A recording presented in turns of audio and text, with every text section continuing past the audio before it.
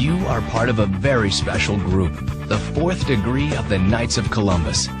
A group with a proud century of tradition behind it. A group that symbolizes to people everywhere the highest ideals of one of the world's most respected organizations. Carry, sword. A group of dedicated men whose very presence lends dignity and honor to every event in which they participate. Left and right, face. Ho! Now, you are about to become a member of the Color Corps of the 4th degree of the Knights of Columbus. As such, you have a most important responsibility, because you and your fellow Corps members are the visible arm of the Order. You are our most recognized symbol. In fact, to most people, you are the Knights of Columbus. The impression you make is the lasting impression that people will have of the Order.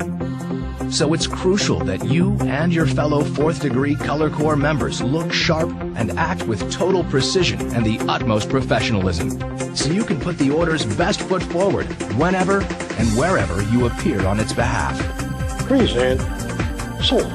To do so, you must know the proper dress, the response to all commands, and the moves to every drill. Present, sword. The drill manual contains all the information you need. Carry, The video you're sword. watching highlights the basics. Right, Leo, face. Use both and learn what you need to know so you can represent the Order with confidence and pride. To properly represent the Order as a member of the 4th degree Color Corps, you must first look the part. That means dressing correctly, wearing the proper regalia. It starts with the official dress of the 4th degree. Black tuxedo, white shirt, black tie, black cummerbund, black socks, and black shoes. The social baldric, normally worn under the tuxedo jacket by all 4th degree members, is replaced in the Color Corps by the service baldric, worn over the jacket but under the cape, with sword and scabbard hanging from the side. At times, such as at certain church services, you're not permitted to wear a sword, but you will still wear the service baldric. And if you're a color bearer, you'll wear a color harness along with your service baldric, but no sword and scabbard. White gloves, along with the cape with the 4th degree emblem patch on the left shoulder, and the chapeau complete the full regalia. Red cape and white plume are standard for Color Corps members, but the color of the plume and cape lining you wear depends on whether you're an office holder, and if so, which office. For example, a Vice Supreme Master wears a blue cape and chapeau. A Master, gold cape and chapeau. A District Marshal, green cape and chapeau. A Faithful Navigator, white cape and chapeau. And Assembly Commander, purple cape and chapeau. Only former Vice Supreme Masters, and past Faithful Navigators are permitted to wear their colors after they leave office. It's important to remember what these colors stand for, because they let you see immediately who the leader is for any given event and who gives the cues, verbally or visually, to execute all commands with precision. This is especially important because the leader of the Color Corps varies depending on who's hosting the event and who's participating. For example, at an assembly function, or when one assembly is hosting another, the host assembly's Faithful Navigator is in charge of the event, but the assembly commander leads the Color Corps. When multiple assemblies are participating as a district, the Master is in charge of the event, and the District Marshal leads the Color Corps. At provincial functions, the Vice Supreme Master is in charge of the event, and the District Marshal leads the Color Corps.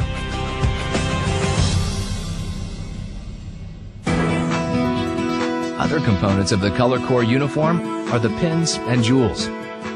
If you're in full regalia, you may wear the 4th degree pin on your left lapel.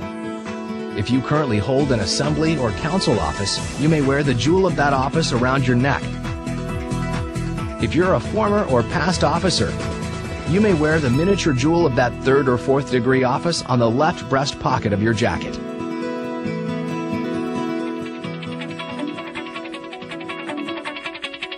Precision is the hallmark of a well-trained, highly professional 4th degree Color Corps.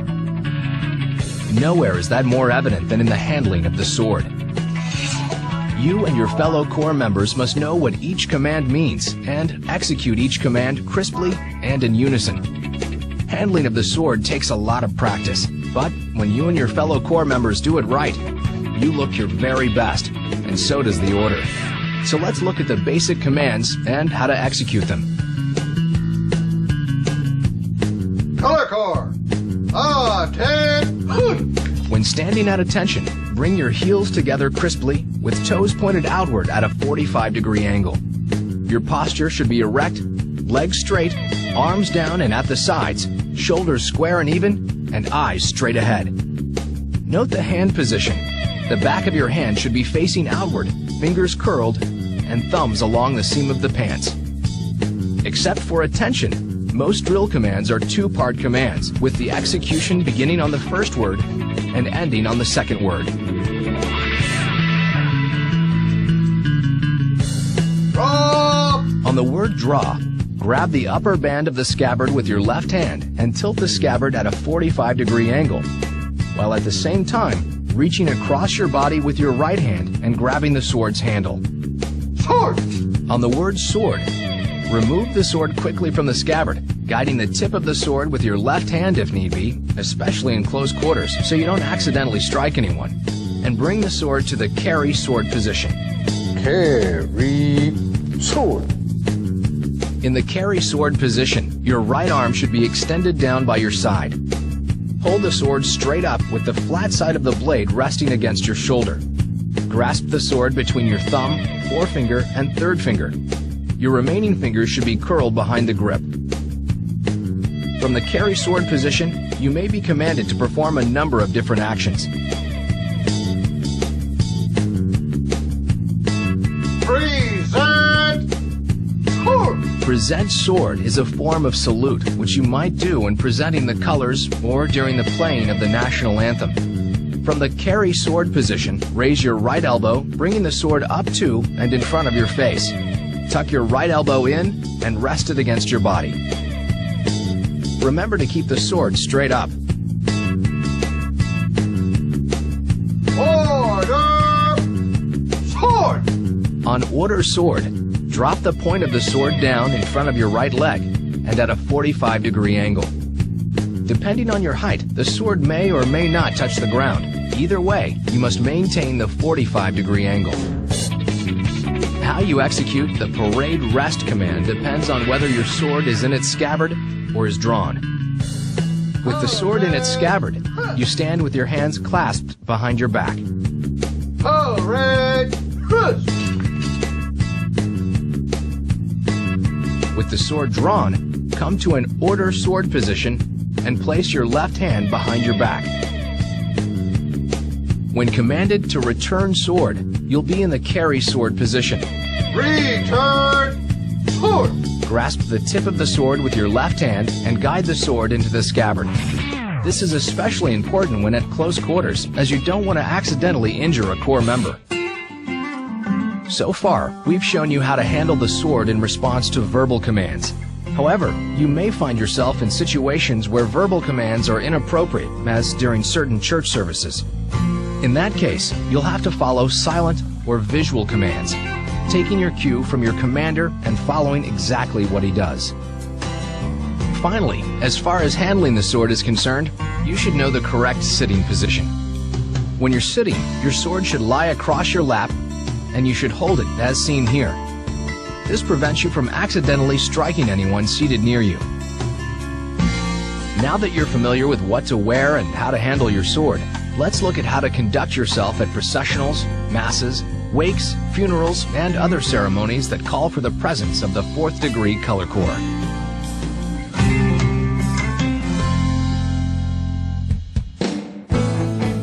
At various kinds of events, especially religious ceremonies, you and your fellow Color Corps members will have to walk, march, handle your sword, and act in unison with total precision. In most instances, you'll be marching in file formation. A file is a column, and you're marching in a single line behind one another. In a procession, the size and layout of the church will dictate how many files proceed down the aisle and what they do when they get to the end. Also, keep in mind as you watch these examples that procedures may differ from church to church. Depending on the wishes of the bishop or pastor, you may or may not be allowed to use your swords. In this processional, 2 files enter the church, proceed down the main aisle, split off to either side of the aisle, and come to the present sword position as the celebrant and altar servers pass through. The corps then comes to the carry sword position and proceeds to a designated seating area, remaining at attention until commanded to return sword. Then they take their seats. In this processional, the color corps takes a slightly different tack, entering in 2 files but stopping after the commander halts. They face each other toward the center of the aisle in carry sword position. As the celebrant approaches, color corps members come to the present sword position.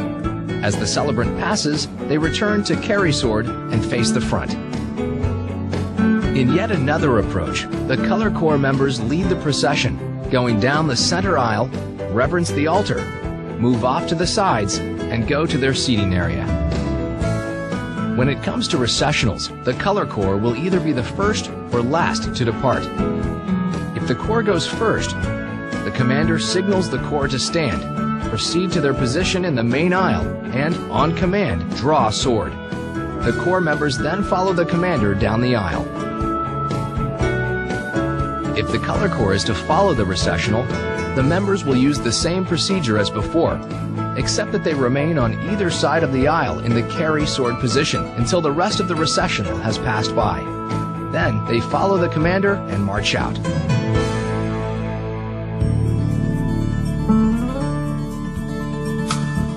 When it comes time for the salute to the Blessed Sacrament, you should look for your commander's silent command, and then stand and move to your designated position. Just before the elevation of the host on silent command, come to the present sword position. As the host is elevated, come to the arch sword position.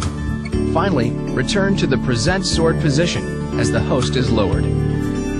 When it's time for the elevation of the precious blood, follow the same procedures. Do this in memory of me.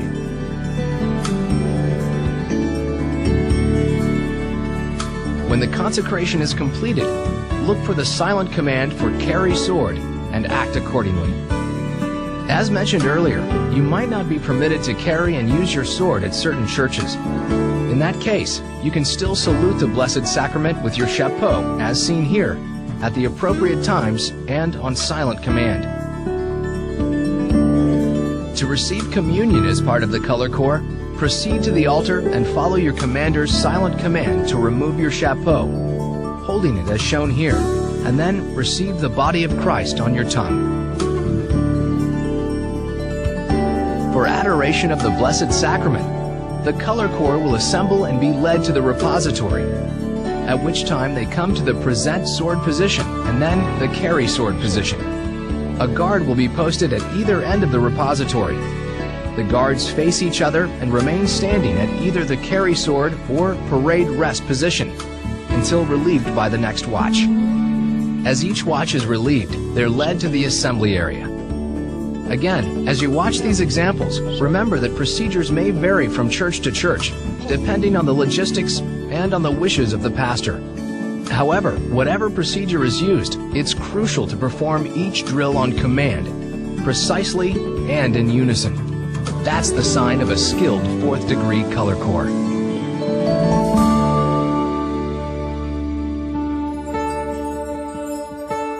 The 4th degree color corps plays an important role at various ceremonies and rituals at local churches and involving brother knights and their families. Your manual describes all these duties in detail, but here are some of the situations you're most likely to encounter. A church dedication will likely involve a set of dignitaries and church officials along with the color corps. The color corps in carry sword position marches ahead of the clergy and dignitaries and proceeds once around the church. At the church entrance, the color corps splits into 2 files, comes to the present sword position, and forms an aisle through which the bishop proceeds, heading into the main entrance. You then come to the carry sword position, and turn to face the door, waiting there to be invited in by the Master of Ceremonies. The guard then either joins the processional or heads to their seats. Often, you may be called upon to escort an honored guest or other dignitary into an event or ceremony. In such cases, the commander will assign a 4-man honor guard to perform that function. With 2 of the honor guard ahead of the dignitary and 2 behind, the commander leads everyone into the building and, together with the honor guard, escorts the dignitary to the appropriate seat. When it's time for the escort to leave, reverse the procedure.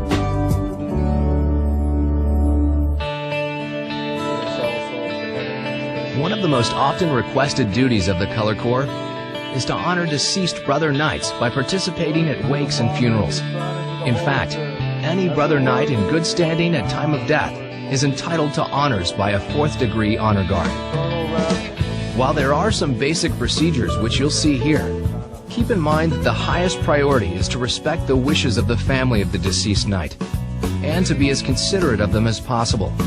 Typically, the commander divides the honor guard into pairs for the watch and leads the first pair to the casket in carry sword position. Then, at the casket, they come to present sword and return to carry sword before proceeding to post at each end of the casket. The commander does an about face and heads to the assembly area. The guard remains in place until relieved. A changing of the guard occurs every 15 minutes, except while a ceremony is in progress. Note how, on the changing of the guard, the new watch leaves room for the old watch to turn and leave. Then, the new watch stands in the place occupied by the previous watch. If the deceased Brother Knight was a member of the clergy, 4 members of the honor guard will be posted for each watch rather than 2. If the deceased is going to lie in state, 2 guards should be posted at either side of the casket.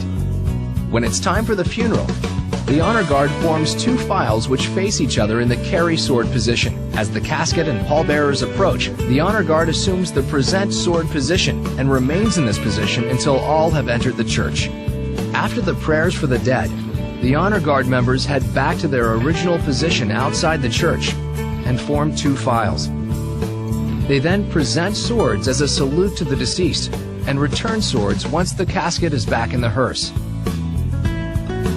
When it's time for the graveside ceremony, the honor guard assembles at the hearse and marches ahead of the casket, holding their swords at the carry sword position.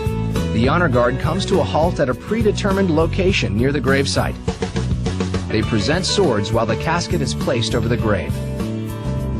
As the priest blesses the grave, the honor guard assumes the order sword position and, after the blessing, returns to the carry sword position. Once the graveside ceremony is over, the honor guard goes to the present sword and carry sword positions and marches from the gravesite in columns of 2.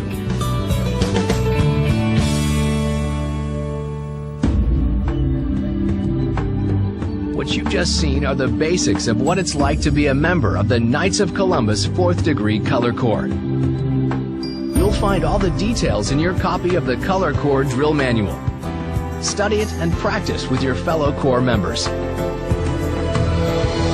Remember, you're part of the most public and arguably most prestigious group within the Knights of Columbus. What you do and how you do it reflects on the order. So learn your commands, drills, and procedures. Do them right. Do them in unison with your fellow Corps members. Put forth the order's best possible image.